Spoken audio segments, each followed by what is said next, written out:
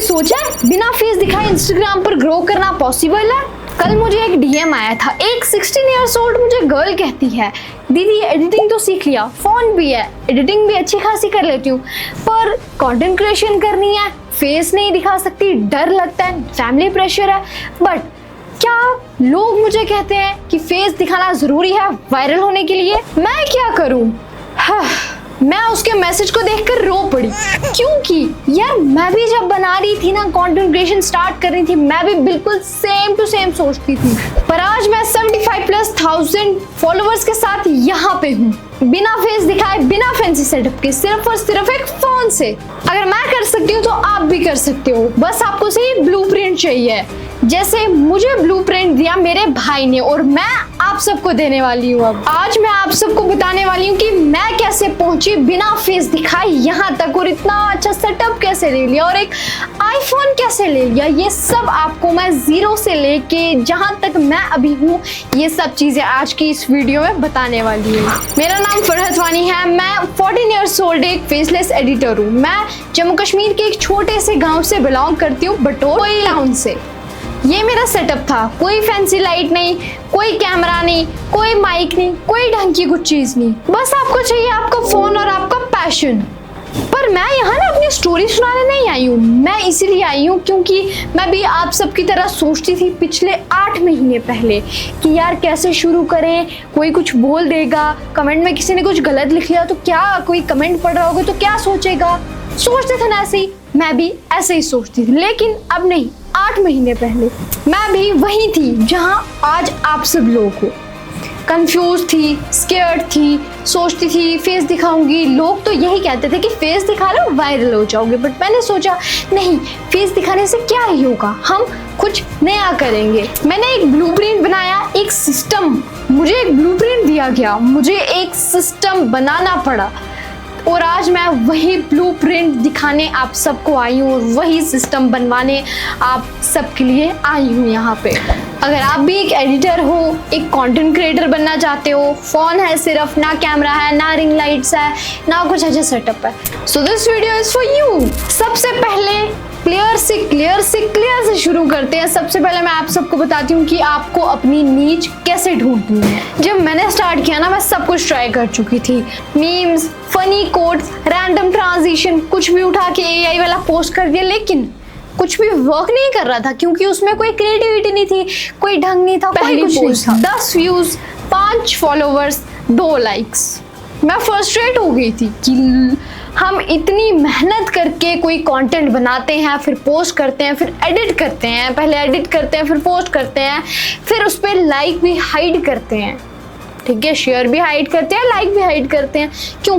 ताकि कोई देखे और बोले नहीं कि यार इसको तो 2 ही हैं, 2 ही लाइक्स हैं, इतने से हैं। बट स्टिल हम करते हैं, मेहनत करते हैं, बट रिजल्ट्स क्या आते? 0।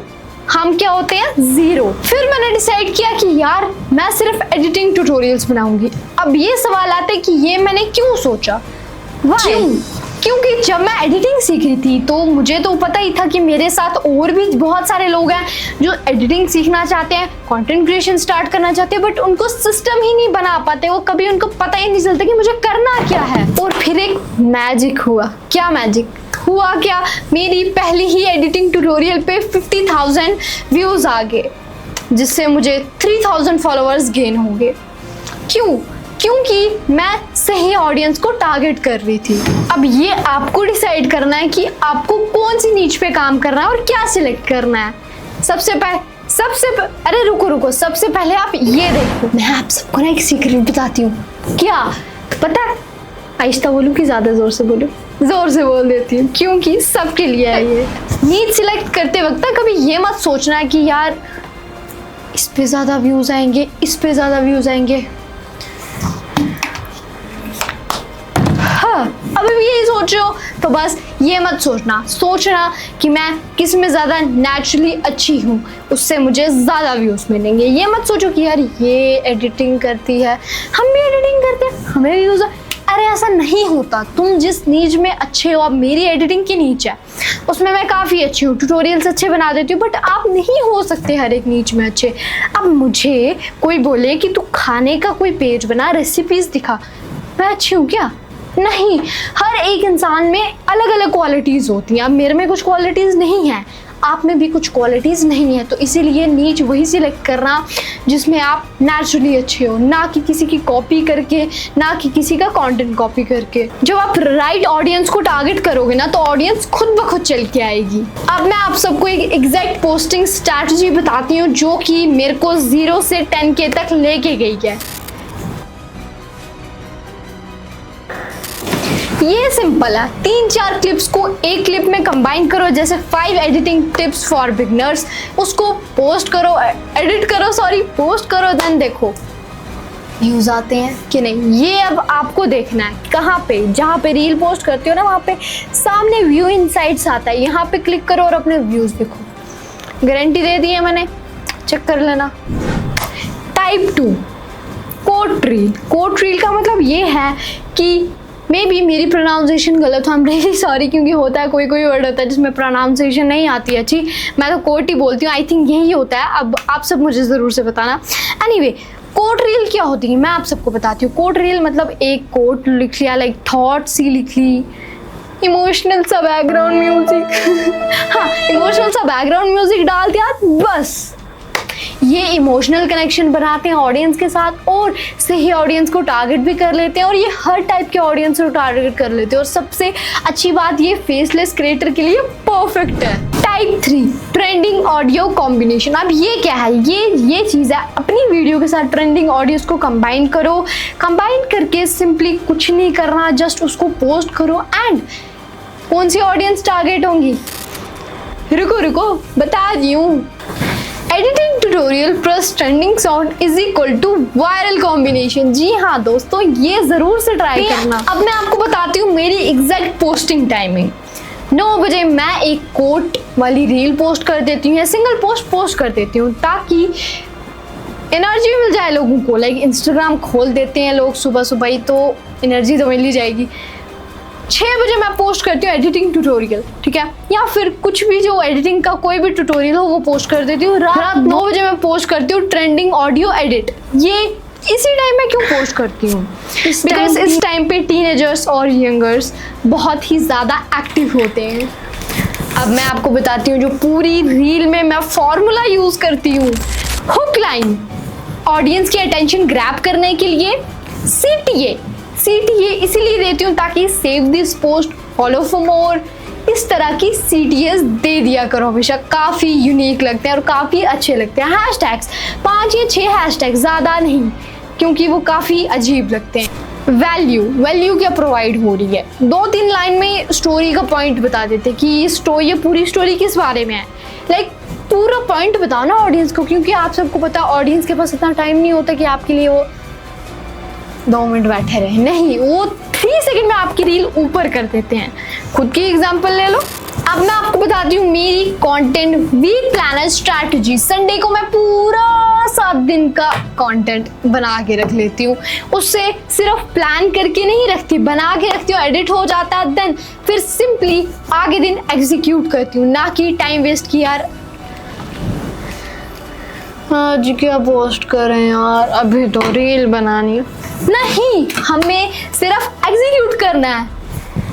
Instagram growth is like planting seeds. अब मैं आपको बताती हूँ ये क्या होता है।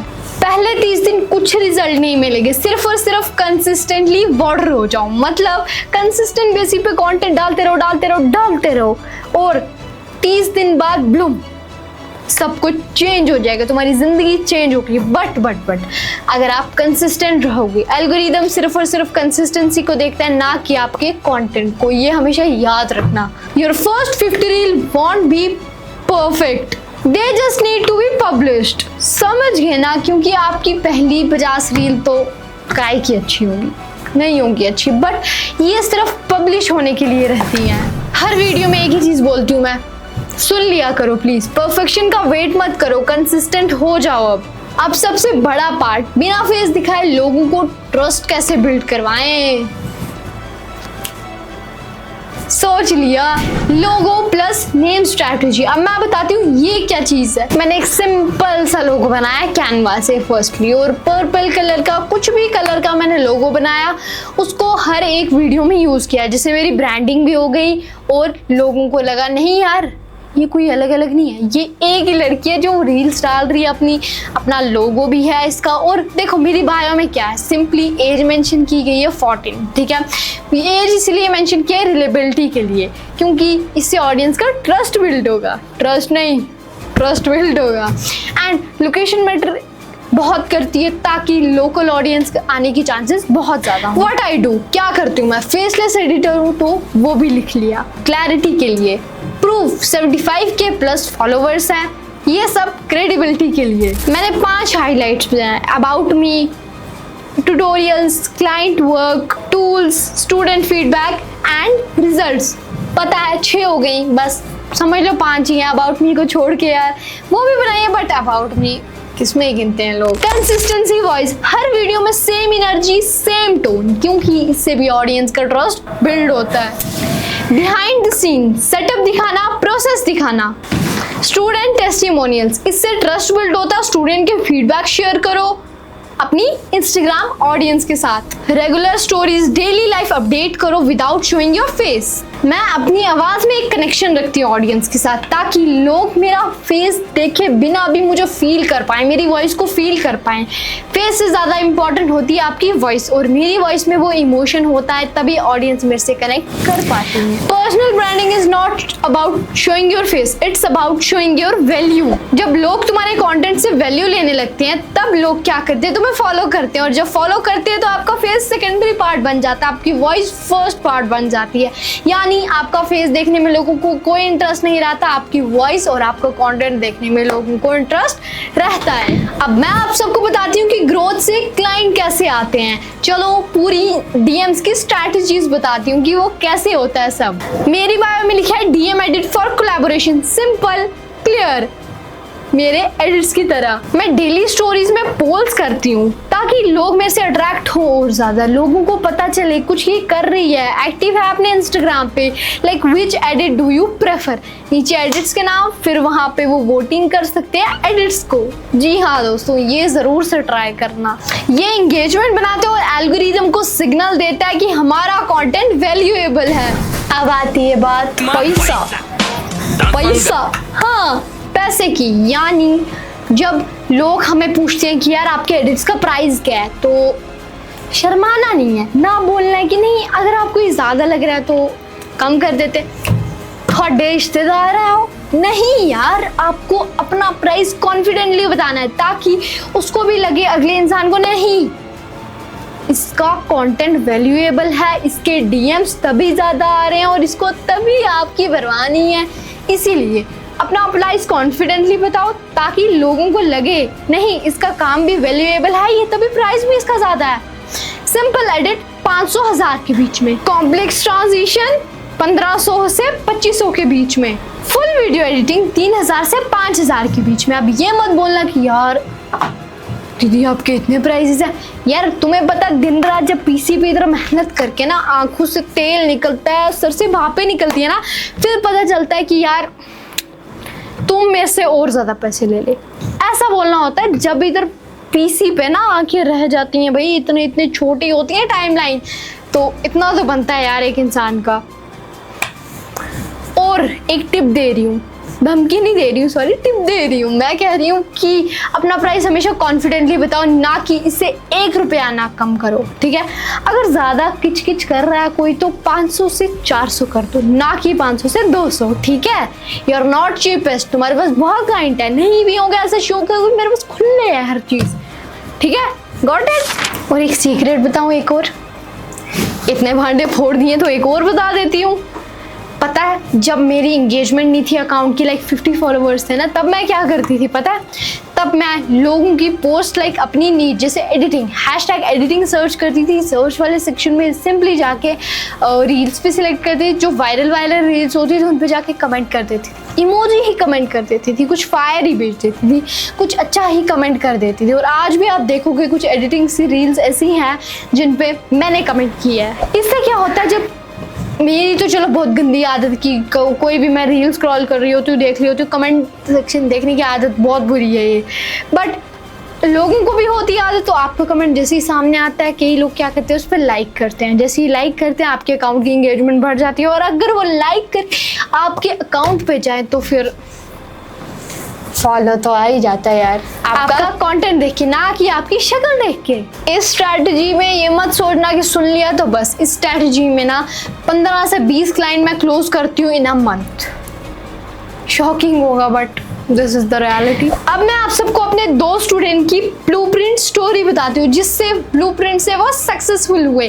प्रिया सिर्फ और सिर्फ 17 साल की एक लड़की जो कैमरे से तो याद है बहुत ज़्यादा डरती थी, बहुत ज़्यादा।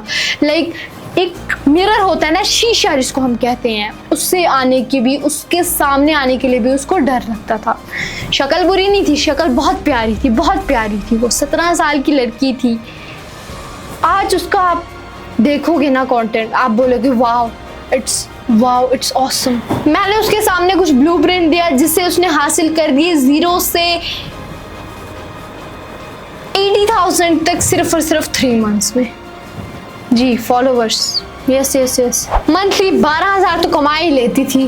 किससे? अपने इंस्टाग्राम से। बाकी क्लाइंट्स वगैरह वो सब साइड पर है, अपने इंस्टाग्राम से 12,000 वो कमा लेती थी। Confidence 10x increase. हाँ, ब्लूप्रिंट से हुआ है सब कुछ। प्रिया कहती थी दीदी मैंने कभी नहीं सोचा था कि मैं बिना फेस दिखा इतना ज़्यादा ग्रो कर सकती हूँ। Student 2 Inaya from Lucknow. इनाया को लगता था कि फेसलेस कंटेंट बहुत बोरिंग होता है, कौन इनको फॉलो करता है, हम भी उनको नहीं देखते तो लोग तो क्या ही देखेंगे, उसको लगता था। पर जब मैंने उससे कंसिस्टेंटली कंटेंट पोस्ट करवाया तो ज़्यादा नहीं, बस एक महीने में 6,000 फॉलोअर्स। पहला क्लाइंट उसे मिला पर रील का 2,000। कॉन्फिडेंट था अपनी वॉइस में, लगता था कि फेसलेस क्रिएटर भी कुछ कर सकते हैं और कुछ वैल्यू प्रोवाइड लोगों को कर सकते हैं। हाँ, इट्स रियल स्टोरी। ये सब सुन के, ये सब देख के मुझे एक सही काम लगता था कि यार मैं तो सही काम कर रही हूँ, लोगों को इतनी वैल्यू प्रोवाइड कर रही हूँ, इनका कॉन्फिडेंस बिल्ड कर रही हूँ, वो पैसे भी कमा रहे हैं सिर्फ और सिर्फ हमारी वजह से। माशाल्लाह। मैं आज आप सबको कुछ पर्सनल बताती हूँ जो मैंने कभी किसी को नहीं बताया। God promise. क्या लोग वियर्ड समझेंगे? क्या कोई कमेंट्स में हेट करेगा? क्या लोग पूछेंगे कि फेस क्यों नहीं दिखा रही है? और सच कहूँ तो लोग पता क्या कहते थे कमेंट सेक्शन में कि फेस क्यों नहीं दिखाती, क्या छुपा के रखा है, लगता है फेक है ये। तुम्हें एक जीता जाता इंसान नहीं दिख रहा है जो इतना बोल रहा है, इतनी मेहनत कर रहा है सिर्फ और सिर्फ तुम्हें वैल्यू प्रोवाइड करने के लिए, बट आगे तुम हो कि यार ये तो फेक है। कहाँ से फेक हूँ मैं? रोबोट दिख रही हूँ क्या कोई? वाई? ऐसा ही लोग करते थे उस टाइम। तो उस टाइम मैं सोचती थी यार क्या पता मे बी मैं कुछ गलत कर रही हूँ, पर मुझे लगता था कि लोग मेरे फेस के लिए मुझे फॉलो कर रहे हैं, ना कि मेरे कंटेंट के लिए। बट यार मैं तो कंटेंट क्रिएटर हूँ, ना कि एक फेस मॉडल। अगर आप भी कुछ ऐसा फील कर रहे हो, ऐसा वियर्ड फील, बहुत वियर्ड फीलिंग होती है ये, तो बस मैं आपसे एक चीज़ कहना चाहती हूँ, आपके कंटेंट में आपकी वैल्यू होती है, ना कि आपके फेस पे, आपकी वॉइस में आपकी वैल्यू होती है, ना कि आपकी बुद्धि में। मेरी अगर लैंग्वेज थोड़ी अजीब चलेगी तो I am really sorry, but ये पूरी वीडियो में उन लोगों के लिए जवाब था वो जो कहते हैं कि यार ये तो फेक है content creation. What the hell? नहीं, ऐसा कुछ नहीं होता। तुम एक बार कंटेंट क्रिएशन स्टार्ट करोगे ना, तुम्हें, मुझे नहीं पता मेरे पीछे मेरे खुदा का हाथ है, किसका हाथ है, बट यहाँ से ना भाई तो मेरा एक जरिया है कि भाई इसने बता दिया, नहीं, बट मेरे रब ने बहुत अच्छा किया जो किया। यहाँ से तुम्हें कंटेंट क्रिएशन यहाँ पहुँचा देती है और आप सब सोचते हो कि कंटेंट क्रिएशन क्या है, व्हाट इज कंटेंट क्रिएशन? तुम्हें ये भी नहीं पता ना, तो समझ जाओ कि कंटेंट क्रिएशन सब कुछ है इस टाइम पे, क्योंकि इट्स एआई टाइम। अब मैं आपसे एक बार लास्ट बार पूछना चाहती हूँ, क्या आप रेडी हो अपनी फेसलेस जर्नी स्टार्ट करने के लिए, अपनी कंटेंट क्रिएशन स्टार्ट करने के लिए? जल्दी से कमेंट में ज़रूर से बताना, क्योंकि अब मैं ही एक कंटेंट क्रिएटर हूँ, इतनी मेहनत करी, ये उठाया कभी, ये उठाया कभी, माइक ले आई कभी, बट अगर कुछ रिस्पॉन्स ही नहीं मिले तो ये तो फिर अच्छा नहीं लगता। अरे सपोर्ट की टेंशन मत लो, कोई सपोर्ट नहीं कर रहा, मैं करूँगी तुम्हें सपोर्ट, टेंशन मत लो बस। देखो इंस्टाग्राम ग्रो करने का ना एक मैराथन है, स्प्रिंट नहीं। पहले 30 डेज या पहले 50 डेज बहुत मुश्किल लगे, बट इसके बाद ब्लूम सब कुछ चेंज हो जाएगा। तो 90 डेज के बाद तुम्हारी लाइफ कंप्लीटली चेंज हो जाएगी। बस अपनी जर्नी स्टार्ट करके एक बार देखो तो सही यार। मैं आप सबसे एक प्रॉमिस करती हूँ, क्या बताती हूँ, रुको। अगर आप भी इस ब्लूप्रिंट को फॉलो करते हो ना, अपनी कंटेंट क्रिएशन जर्नी स्टार्ट करते हो, तो मैं भी कंसिस्टेंटली होके आपको वैल्यू प्रोवाइड करूंगी।